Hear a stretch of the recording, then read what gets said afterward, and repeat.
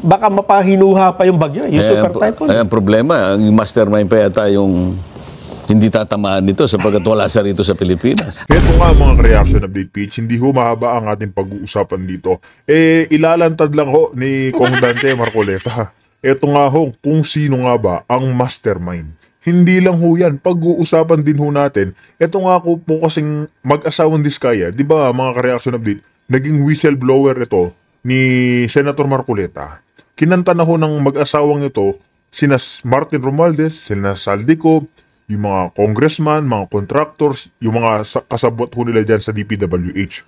Gusto lang ni Senator Marcoleta na bigyan ng proteksyon nitong mag-asawang Diskaya na ikinasasama ho niya. Bakit ho niya ikinasasama? Marami ho kasi sa Marcos loyalist, mga ka-update, binabatikos ho siya na ayaw managot o ayaw niyang papanagutin itong mag-asawang Diskaya. Yan po yung malaking kasinungalingan dyan.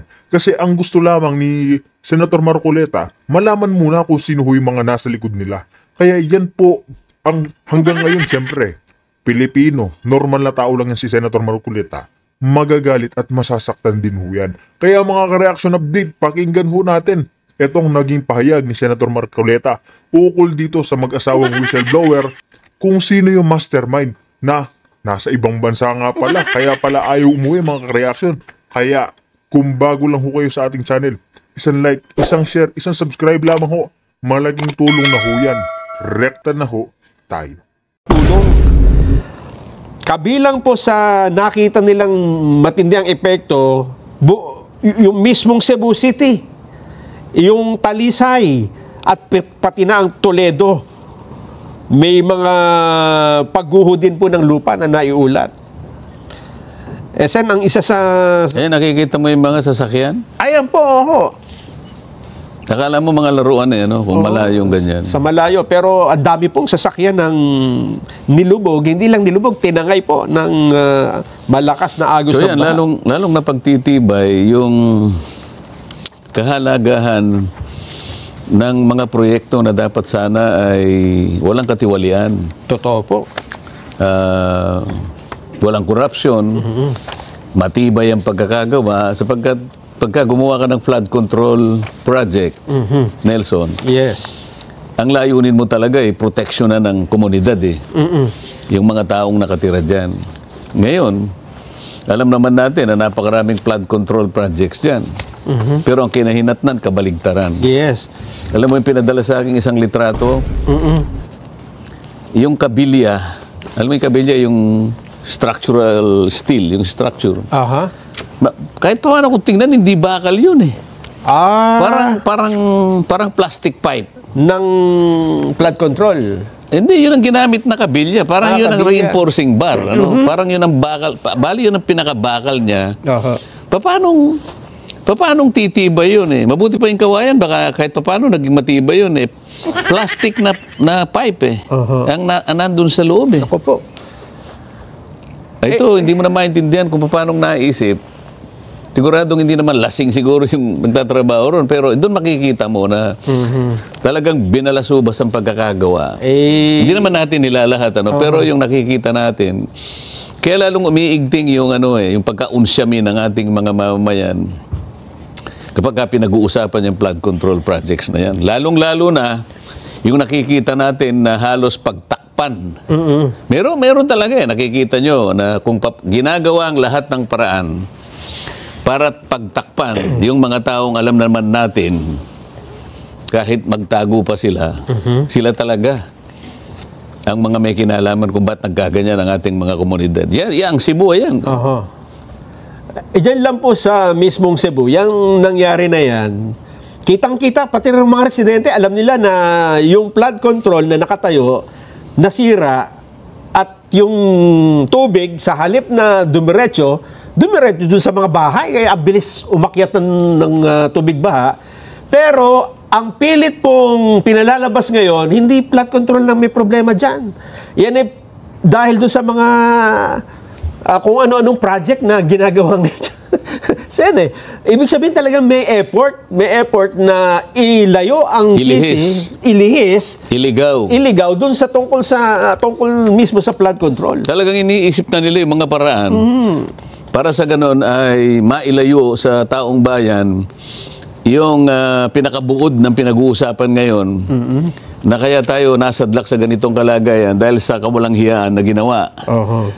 May kinalaman sa pagpapatupad ng mga flood control projects. Nako, totoo po yan. Pero palagay ko, ewan ko, ang taong bayan, mulat na eh. Kahit ano pang gawin mo, yung palang iniisip mo palang na pagtakpan, lalong-lalo na kung nakikita na nila yung paraan para pagtakpan. Lalo mo lang gagalitin ng tao eh. Totoo po yan. Ang problema, Sen, ay kahit anong pilit na gawin na ilayo dun sa flood control ang issue, ay mukhang mismong ang Katalagahan na. ang kalikasan. Kalikasan. Nature na po ang gumagawa ng paraan para ipakita. Ito ang problema, oh. Ayan, oh, nasa kitang-kita natin. At isa pa, pagkatapos ng Bagyong Tino, eto pa, Sen, mukhang dito, marami pang flood control project ang masusubukan eh, kung talagang matibay o kung talagang ginastusan ng totoo, batay sa halaga. At ginawa batay sa mga tuntunin. Yes. Kasi may mga specification. May material specification, merong design, merong plano. Para sa ganun, masiguro mo yung integridad ng structure. Ito po, masusubukan na naman dahil pagkatapos ng Bagyong Tino, parating naman po ang mas malakas na bagyo.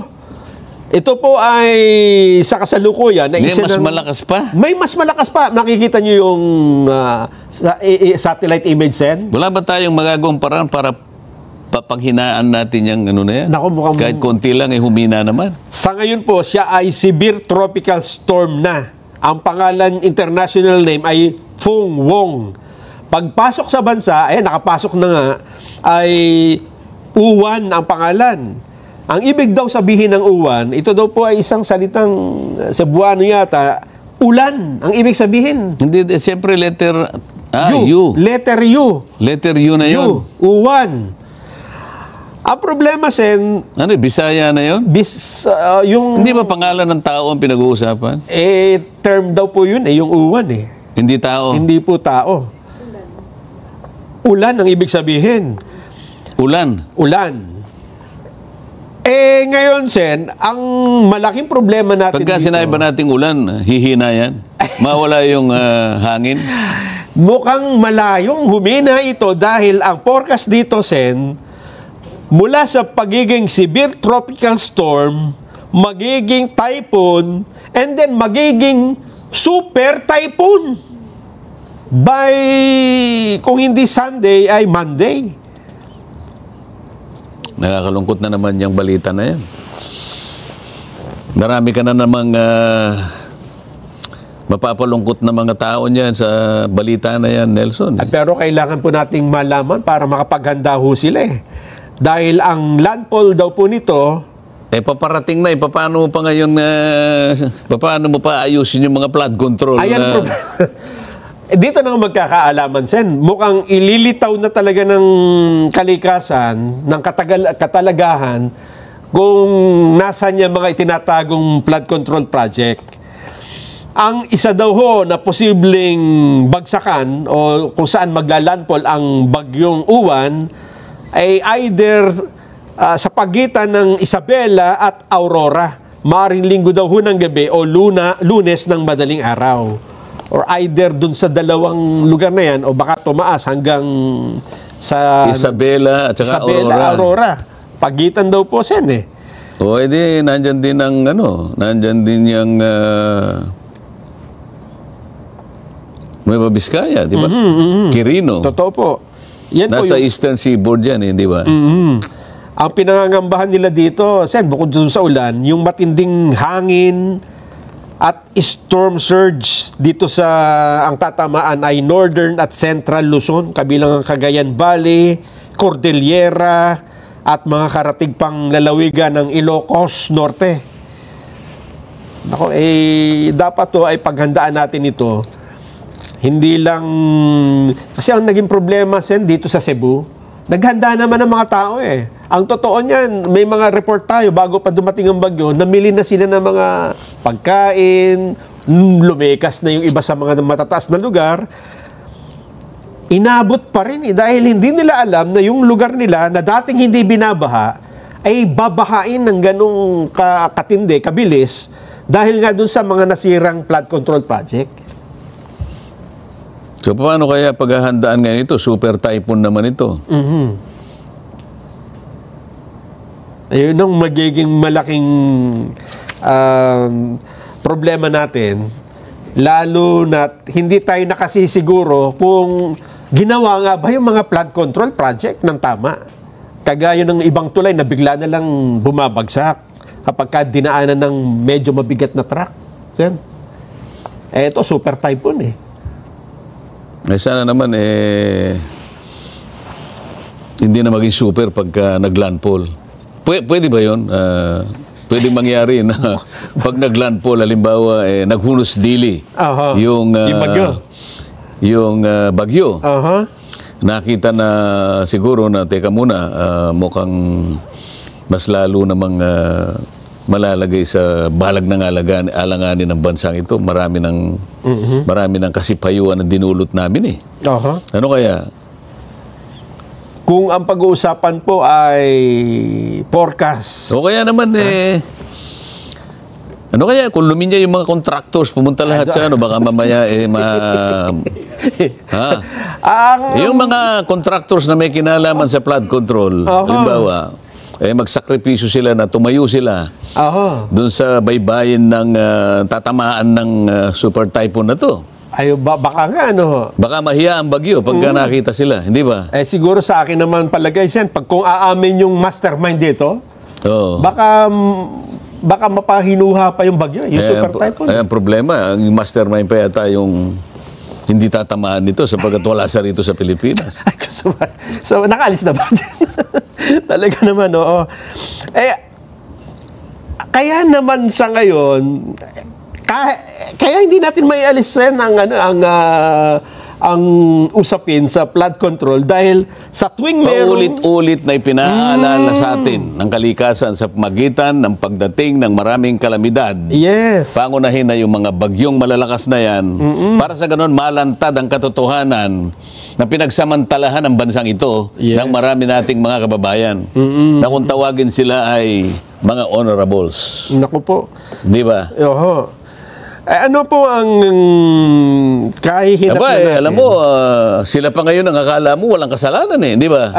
Para namang hindi mo nakikita sa social media pilit na iniiwas, pilit na isinisinsay, pilit na inililigaw. Kunyari, ito yung daanan ng bagyo, di ba? Sabi mo, ang landfall niya is sa pagitan ng Isabela at saka Quezon. Ng Aurora po. Ng Aurora. Malapit ang Quezon dyan, magkatabi yan Biglang nilagay sa Surigao. Eastern Seaboard din yun, di ba?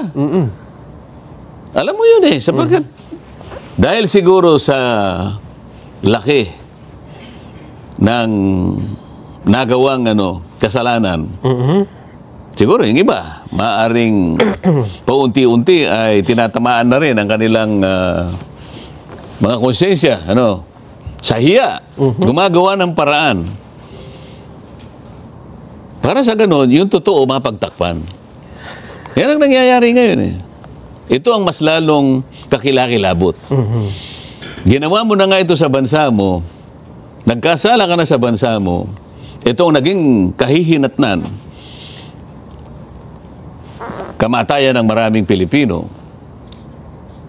Hindi natin sinasabi na dapat nangyari ito. Nalulungkot lahat tayo sa nangyaring ito. Ngunit, may koneksyon Totoo. May koneksyon Kaya nga, sinasabi natin, ang dami nating mga opisina na may kinalaman dyan. Meron tayong Civil Defense Authority yata yun. O ano na yung sa Civil Defense? Office of the Civil Defense, OCD. Office of the Civil Defense. Meron tayong NDRRMC. Ito yung mga ginagamit ng mga pangunahing mga ahensya para sa ganon, ma-mitigate man lang, ma-prevent, ma-minimize yung epekto ng ganitong kalamidad. TPWH, sila may kasangkapan para sa ganon ay makapaghanda ang mga tao, mga komunidad, DSWD sa mga provision na kakailanganin kung sakasakaling lumala ang problema. Pero hanggang ngayon yung kasapatan na yun, nasira lahat yun sapagkat malala ang epekto ng kalamidad sapagkat yung mga ipinundar na mga proyekto na ang layunin ay pigilan, imitigate ang resulta ng lahat ng ito, lalong nagpalala. Ngayon, sinisikap nila ngayong ilihis sa pangyayari na para bang walang nangyari. Kamukha din sa Cebu. So sinasabi na hindi naman ito yung ang dahilan ito tsaka ganyan. Maraming mga pamamaraan ang ginagawa nila. Ito yung mas nakakakilabot ngayon. Ang bungakala nila sa kanilang ginagawang ito ay matatakpan, makakalimot at magpapatawad ang taong bayan. Ang isa pang sinisisi, yung Dolomite dyan. Sen.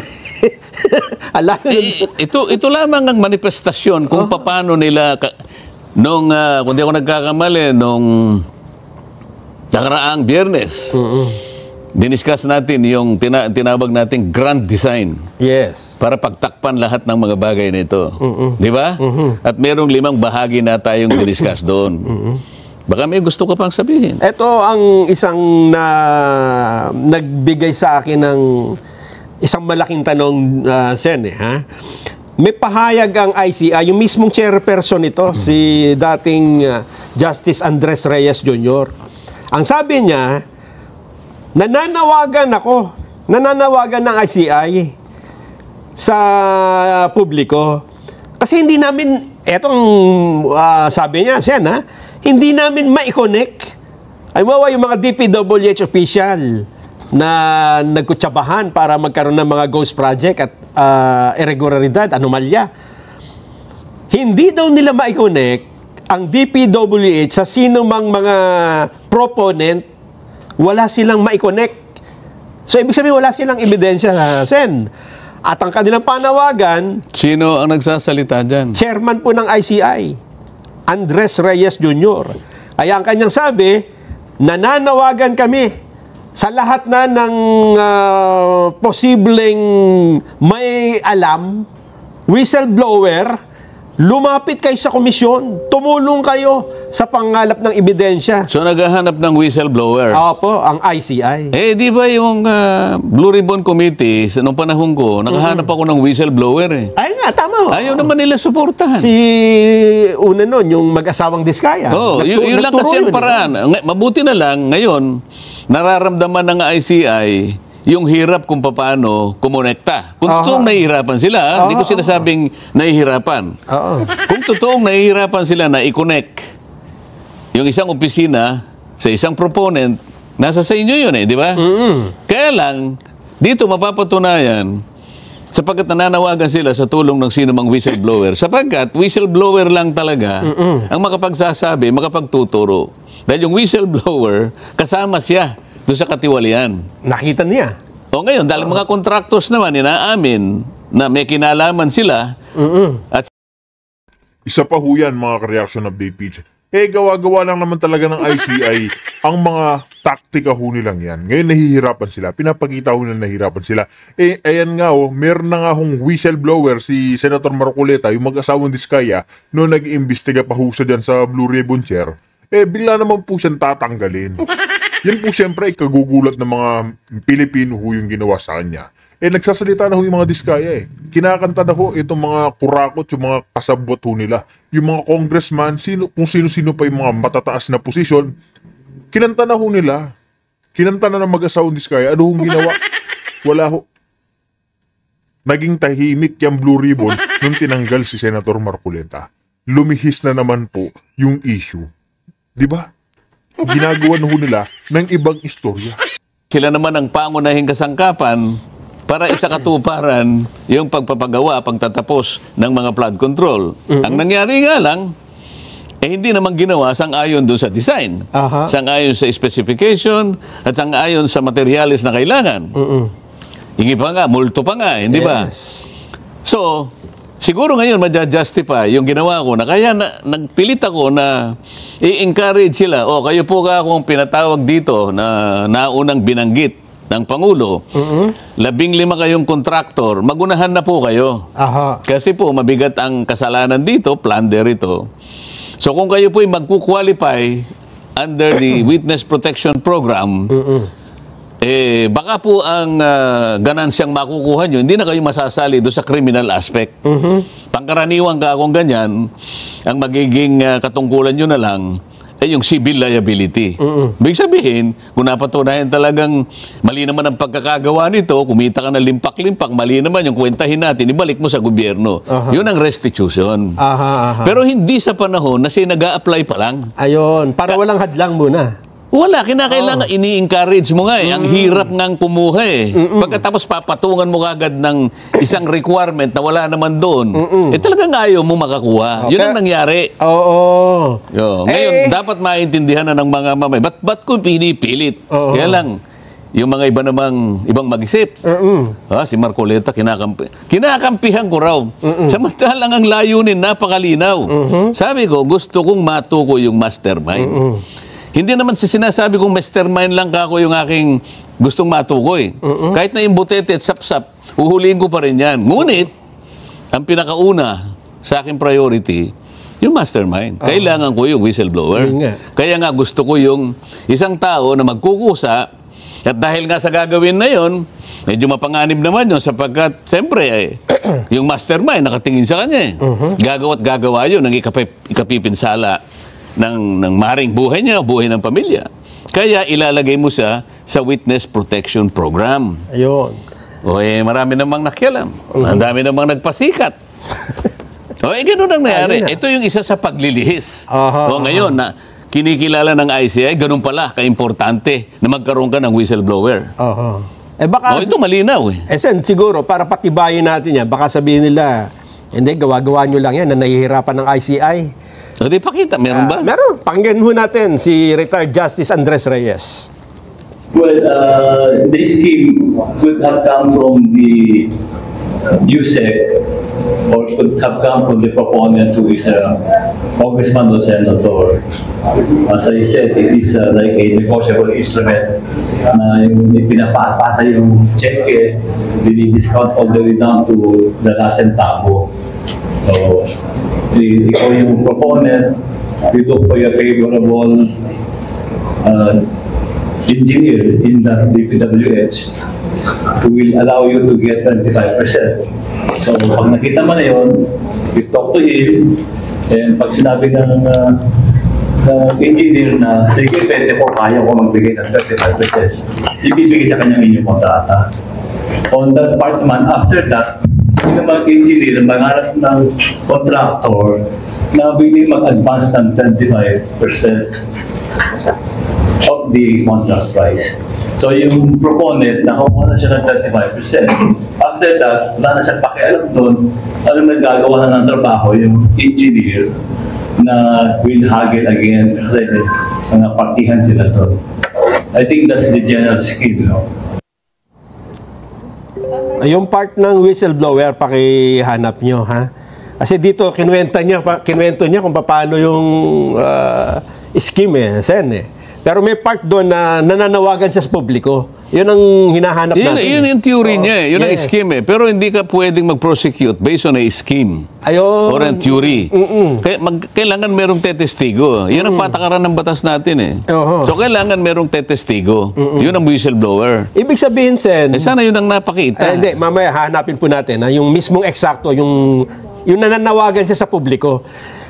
So, mabubuo na po ang sa isipan natin kasi dati hindi mo maintindihan pa noon no na parang maniniwala sila sa sinasabing ang baka gusto niyo proteksyonan ay ang mag-asawang Diskaya, pero right now pagkatapos ng mga development na ito marirealize mo mukhang meron ng mga gustong wag maituro yung mastermind. Ito na nga mga reaction update dito malinaw na ho mga ka-reaction na yung pagiging whistleblower na itong mag-asawang Diskaya, ito pa ang kinasasama ni Senator Congdante Marcoleta. Kasi sinasabi ho rito na mga, alam nyo na yung mga trolls ni Marcos Jr. na pag naging witness, hindi naman kasi ginagawang witness talaga ni Senator Marcoleta itong mag-asawa, binibigyan niya lang ho ng witness protection program. Kumbaga protection lang ho kasi nga ho, malalim ho yung mga kinakantang mga tao nito. minention na ho nila si Martin Romualdez, sila Saldico, mga contractors, mga congressman, marami ho, malalaking tao yung kinakanta nila. Hindi ho basta-basta. Kaya ang gusto lang ni Senator Marcoleta, mga ka-update, malaman kung sino pa yung mga kasabot nila dito. Kaya binibigyan ho ng protection yung mag-asawang Diskaya, pero hindi naman ho sinabi ni Senator Marcoleta na hindi mananagot yung mag-asawa. Kaya mga ka-reaction update, magkomento naman ho kayo sa inyong mga naging opinion, mga naging reaction nyo patungkol dito sa ginagawang kabalastugan, kabalbalan nitong admin ni Marcos na tignan nyo, mga Pilipino ho'y nagdudusa sa mga maraming bagyong dumadaan dito sa ating bansa. Kaya mga reaction update PH, dito na ho natin tatapusin ang ating reaction video.